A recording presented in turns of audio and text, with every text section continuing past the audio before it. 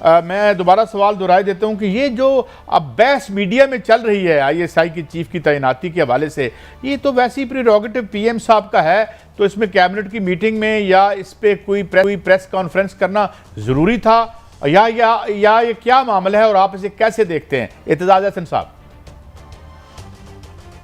میں تو ایکچولی سمجھتا ہوں کہ عمران خان کی پرفارمنس کو اگر کسی چیز نے سب سے زیادہ نقصان پہنچایا ہے تو وہ ان کے جو ملٹیپل سپوکس مین ہیں، ہر کوئی اپنی مرضی سے بات کر دیتا ہے۔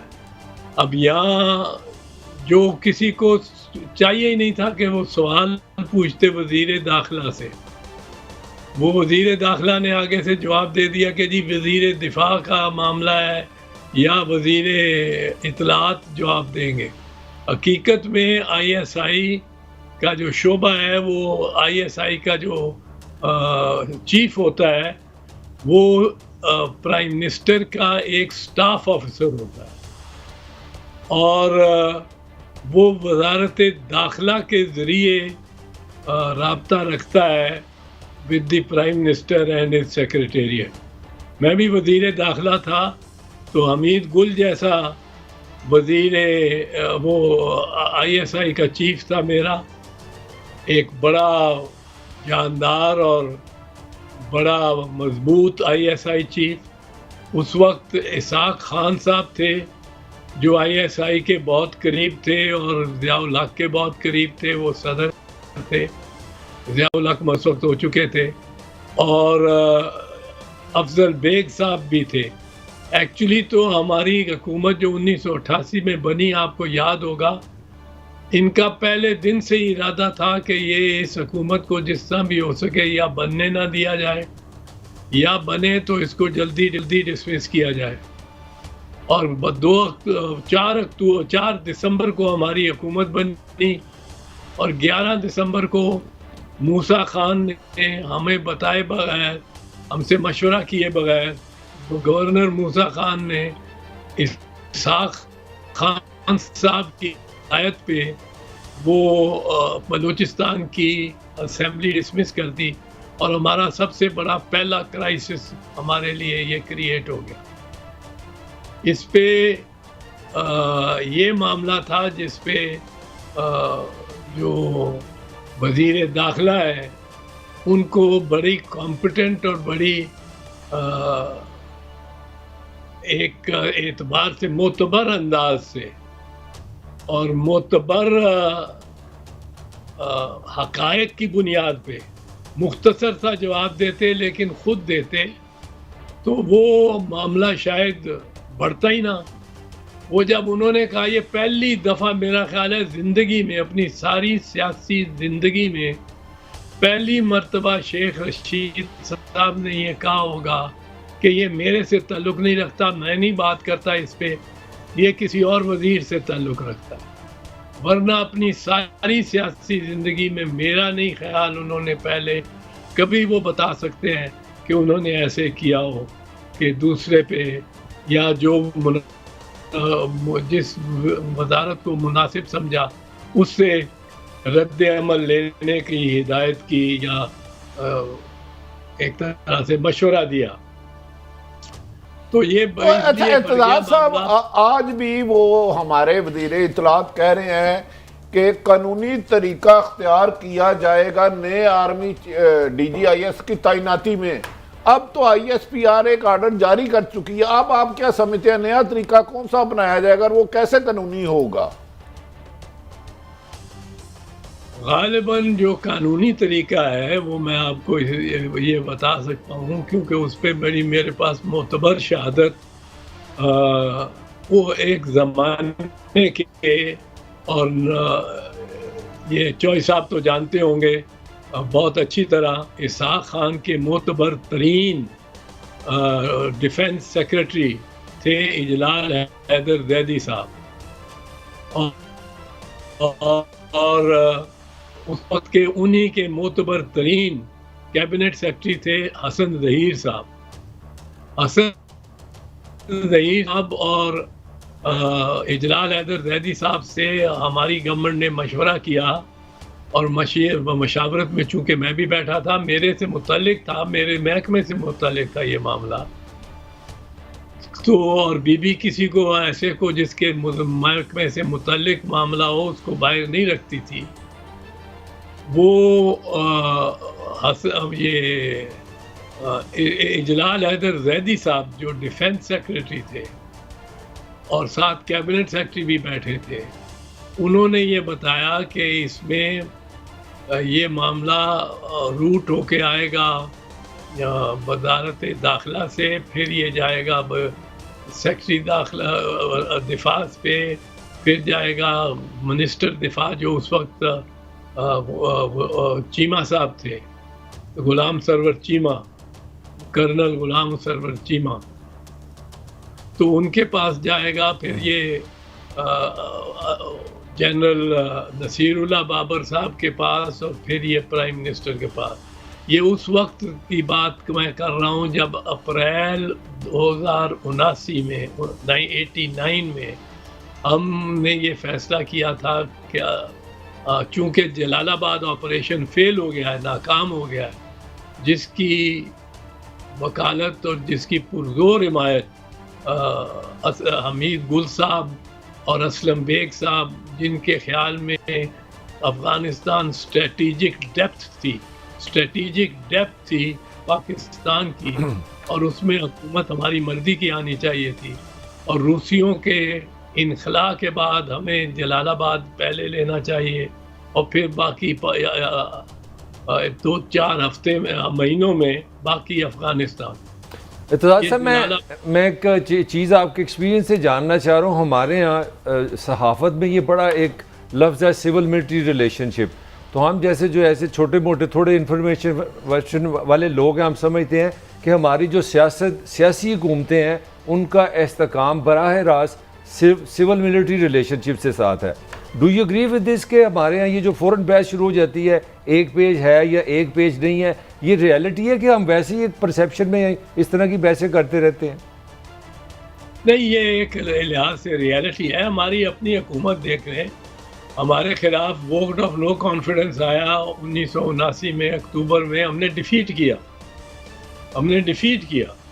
اس کے بعد لیکن ہمارے خلاف صدر صاحب، چیف منسٹر پنجاب، ISI کے چیف اور chief of army staff Aslam Baig صاحب اور بگٹی صاحب چیف منسٹر بلوچستان، اتنے بڑے امپورٹنٹ عہدوں پہ بیٹھے ہوئے لوگ ہمارے ساتھ تھے. اور چیف منسٹر پنجاب اکثر، یہ اخباروں میں بھی آتا رہا، پر مجھے رپورٹس بھی مل جاتی تھی، پر اخباروں میں آتا رہا، یہ اوپنلی آتے تھے پنجاب سے اسلم بیگ صاحب کے گھر جا کے ان سے ملتے تھے. زیادہ سے زیادہ پریزیڈنسی ہو آتے تھے، نہ پرائم منسٹر کو فون کرتے تھے، نہ مجھ سے فون کرتے تھے، نہ کسی سے، اور وہ انہی سے کی ہدایات پہ چلتے تھے.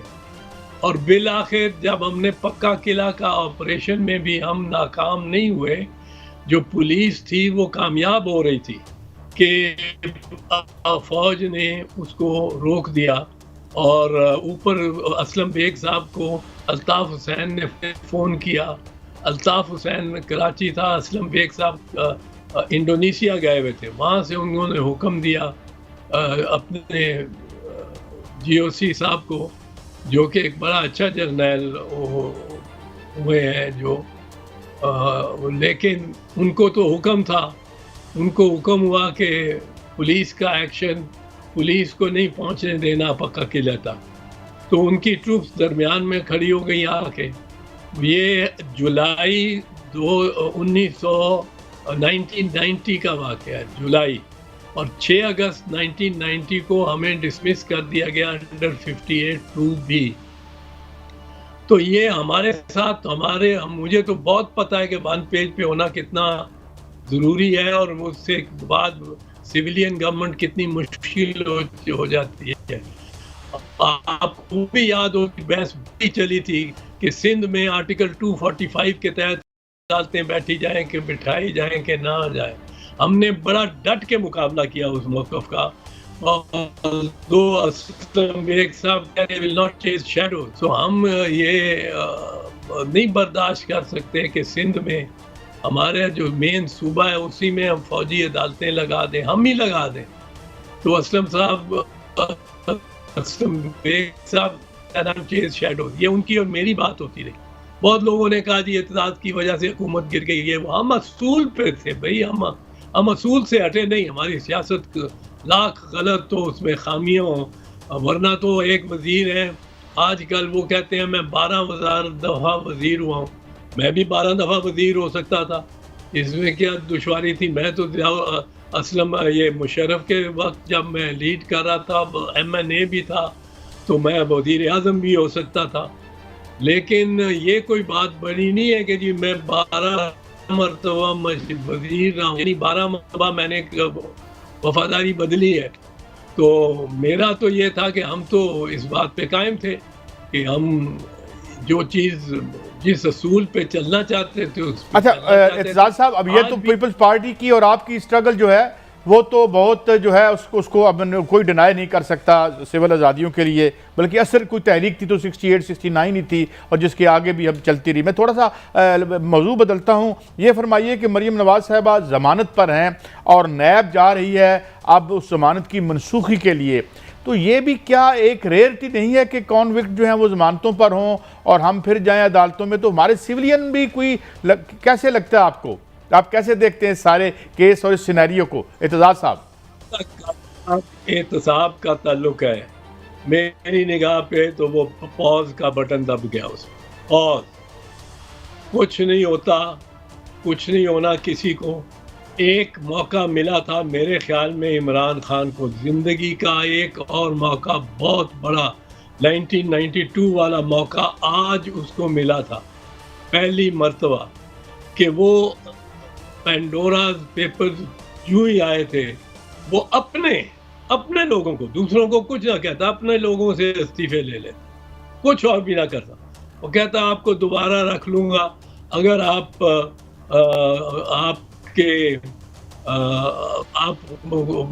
مطلب نام وہاں سے آپ کا کلیئر ہو گیا.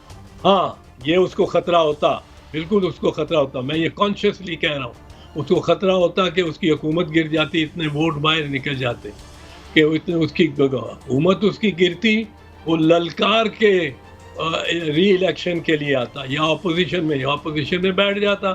اگر اسمبلی نہ ڈیزالو ہوتی, اگر اسمبلی ڈیزالو ہوتی تو اس کا لوگوں نے مہنگائی بھول جانی تھی, لوگوں نے سب کچھ بھول جانا تھا اگر یہ اس ایشو پہ باہر نکل کے آتا. صاحب آپ نے بڑا اہم بات کی, بڑی اہم بات کی, لیکن اس کے لیے خیر حکومت چھوڑنے کا حوصلہ چاہیے ہوتا ہے. آپ نے کہا کہ احتساب کا عمل پوز ہو چکا ہے, بالکل بند ہو چکا ہے. یہ کیا پیچھے کوئی بارگیننگ ہوئی ہے یا ویسے آپ ویسے کہہ رہے ہیں؟ جی جو ترامیم اپوزیشن چاہتی تھی وہ ترامیم آ رہی ہیں, وہ 34 ترامیم میں سے اکثر آ رہی ہیں.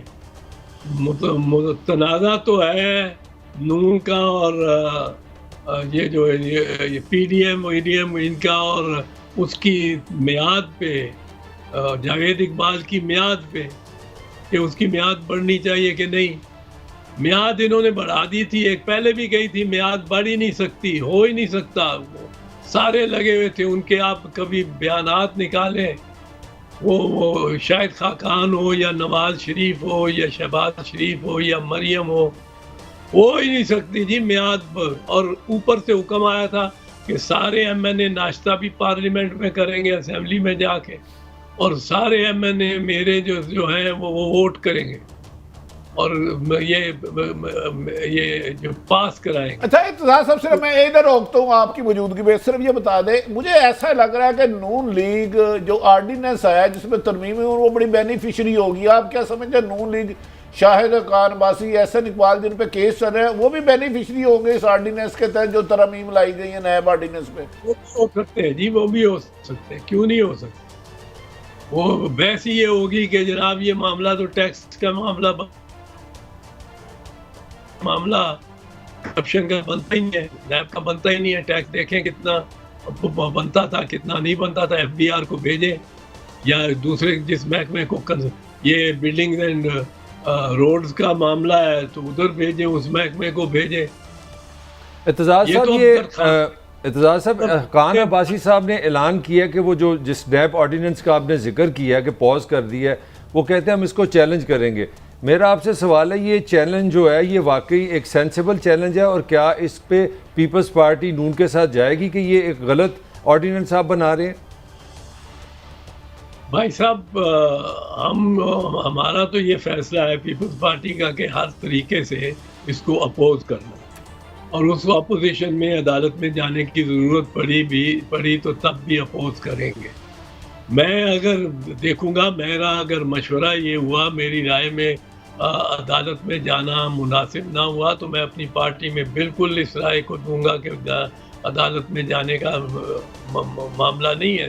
دیکھیں عدالتیں میں جانے سے تو طول پکڑے گا نا. اگر طول، پہلی بات تو آپ دیکھیں جس دن یہ آرڈیننس آئے گا نافذ العمل ہو گیا ہے، لیکن جس دن اس پہ عمل کسی عدالت نے کیا وہ فوراً اس کو چیلنج کر دیا جائے گا سپریم کورٹ میں یا ہائی کورٹ میں چیلنج کر دے گا. اور نواز لیگ تو چاہے گی پنجاب ہائی کورٹ میں چیلنج کر دیں، وہاں چیلنج کر دیں اور لمبا چلا پڑے، لمبا کوئی اسٹے آرڈر ہو جائے کوئی اس پہ اسٹے. تو یہ پنجاب میں کیوں چاہے گی؟ مطلب اس کی کیا وجہ، اس صوبے میں کیوں چیلنج کرنا چاہیں گے آپ کے رائے میں؟ اس کی کیا وجہ ہو سکتی ہے؟ ان کو کافی ریلیف ملتی ہے، سہولت ہے ان کو. دیکھیں ایک ایسا آرڈر پاس فرمایا کہ حمزہ شہباز بیل بیفور اریسٹ، قبل از گرفتاری ضمانت مانگتا تھا، جس کے لیے لازم ہے کہ ملزم پیش ہو کے کہے جناب مجھے گرفتار نہ کریں، میں پیش ہو گیا ہوں، حاضر ہو گیا. اور وہ پیش ہی نہ ہوا ہو، وہ اپنے تہہ خانے میں چھپا ہوا ہو، اس کے بعد گرفتار کرنے والی فورس پہنچی ہوئی ہو اور آپ کو بیل ہو جائے، وہیں سے بیٹھے ہوئے بیل ہو جائے. یہ اس قسم کے ایسے کام ہوئے ہیں اس ملک میں کہ ملک قیوم سینئر جج یہ دونوں ڈسمس ہو جاتے ہیں، چھوڑنا پڑتی ہے ان کو ملازمت. کس بات پہ؟ کہ یہ دباؤ میں آئے ہیں. واضح طور پہ واضح ثبوت ہے کہ یہ نون لیگ کے دباؤ میں آئے ہیں اور انہوں نے فیصلہ بی بی اور آصف کے خلاف 5 سال سزا، قید سخت اور منقولہ غیر منقولہ جائیداد کی ضبطی کا جو انہوں نے کیا ہے یہ غلط کیا ہے، دباؤ کے تحت کیا ہے، اور آپ کو ملازمت سے ہٹنا پڑتا ہے. لیکن جس نے دباؤ ڈالا ہے وہ بھی ملزم ہے، اس کو کچھ نہیں ہوا، نہ شہباز کو، نہ نواز کو، نہ سیف الرحمان کو، نہ ان کے لا منسٹر کو، جنہوں نے دباؤ ڈالا، جن کی ٹیپس چلی. اور اب یہ بڑی دلچسپ بات ہے، جو ٹیپس لا رہی ہیں ان ٹیپس پہ جن ٹیپس